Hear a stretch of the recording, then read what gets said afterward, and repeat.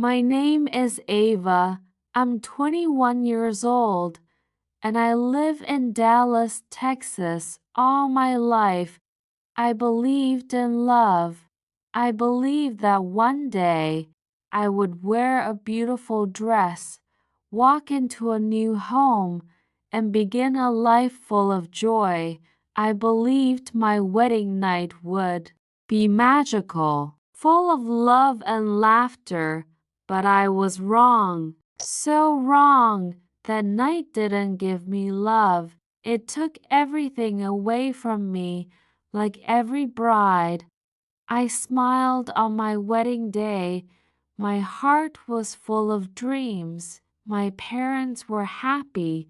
There were lights, flowers, music. Guests came from faraway places, and everyone said, "Congratulations, you're starting a new life." I wore a red dress. Someone whispered, "You look like a queen." I smiled. I felt special.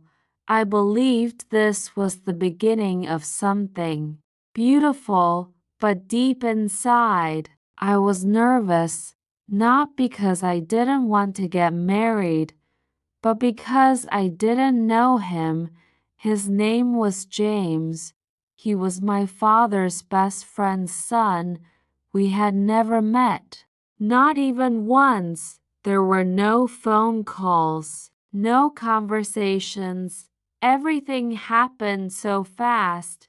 One day, my father said, "Aurora, you are getting married. James is a good boy. You will be safe." Safe. That one word made me silent.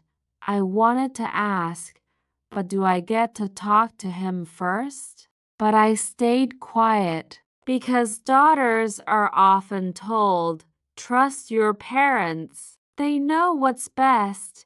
His parents came to our home. They smiled and said sweet things like, "Your daughter is kind. She will be a blessing to our son." My parents were proud.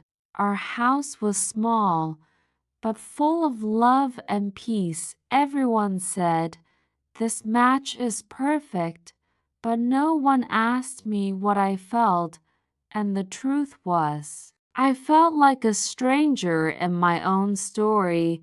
The wedding day came. He wore a black suit. He looked serious. When our eyes met, I couldn't read his expression.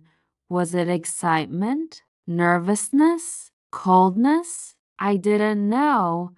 After the guests left and the house became quiet, I sat alone in the bedroom. My heart was racing. It was my first night. I felt shy, hopeful, scared.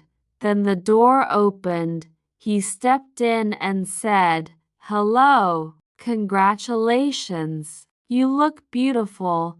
I smiled softly and replied, "Thank you." I thought maybe he was nervous too. I thought, it's okay. We will learn to understand each other. But what happened next destroyed me. He didn't talk. He didn't ask how I felt. He didn't hold my hand with care. He started touching me, but not gently, not with love. It felt cold, rough, empty, like I was not his wife, just a body, a thing. I tried to speak, but no words came out. He undressed me like I was nothing more than an object. His eyes showed hunger, not affection, control, not care, and in that moment, I realized this was not love. This was not safety. This was not the dream I had waited for. When he was done, he pulled away. I was still wearing part of my wedding dress. I stood there, shaking. My heart was broken, I wanted to cry out, but I couldn't even breathe. Then he looked at me and said something that shattered me completely. You've already been with someone else, haven't you? You're not a virgin. I froze.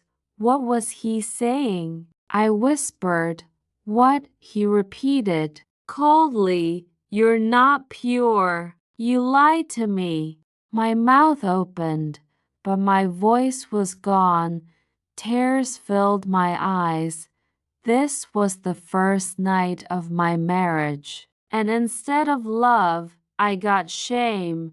He didn't see the girl who waited all her life for this day. He didn't see the girl who believed in family and trust, in purity of heart.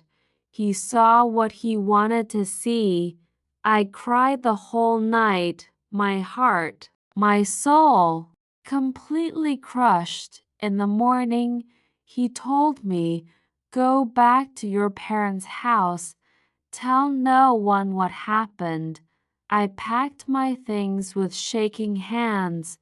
My wedding dress still smelled of roses, but now it felt like a burden, a weight on my chest. I returned home in silence. My mother cried when she saw me. My father stood like a stone. They asked what happened, but I had no words. I sat on the floor, broken. I kept thinking, why did this happen to me? What did I do wrong? Why me? Then the rumors started. People said, she had a boyfriend before marriage. She's not innocent.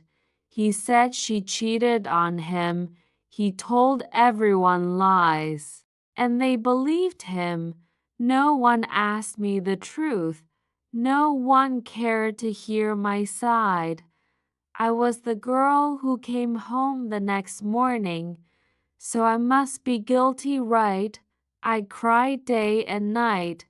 I couldn't eat. I couldn't sleep.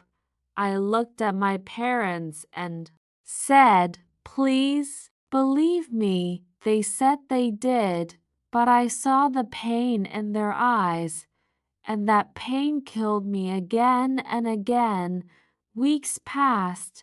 I didn't leave my room. I lost weight. I lost hope. Then one day, something unexpected happened. I saw him, James, at the mall. He was holding hands with a new girl. She looked rich. Fancy clothes, expensive jewelry. She smiled. He smiled back. When he saw me, his smile faded. He walked over slowly and said, Aurora, I'm sorry. I didn't speak. He continued, I thought rich girls were better, but they don't love like you. They don't pray for me, cry for me, like you did. I looked at him. My heart beat fast, but not out of love, out of anger, out of strength. I said, you left me when I needed you the most. You broke me.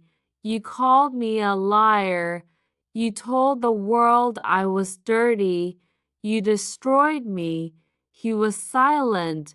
I added, you want forgiveness? Ask her, the girl you're holding now, because the girl you broke, she's gone. He looked surprised.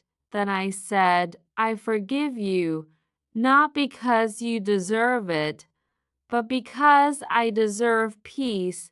My healing doesn't need you. My story is not about you anymore.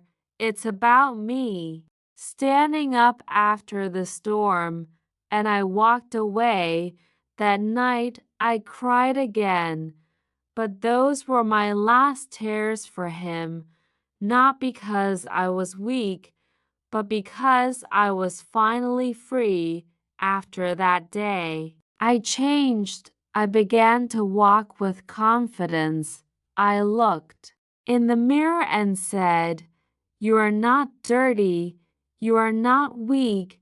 You are not what he said." I became stronger. I became braver. My pain turned into power.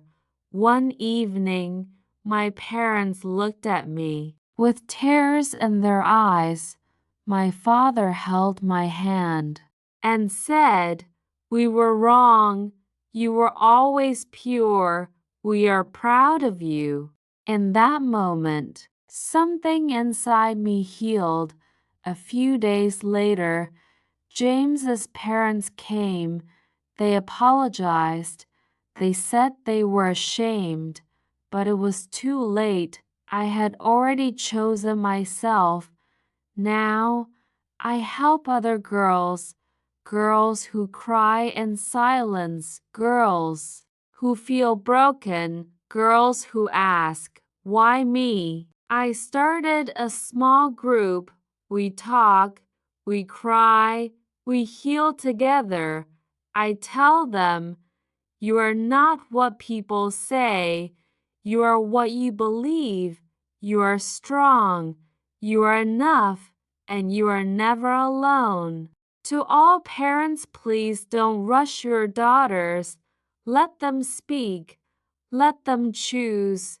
Let them meet and understand who they are marrying, because a lifetime is too long to live in pain.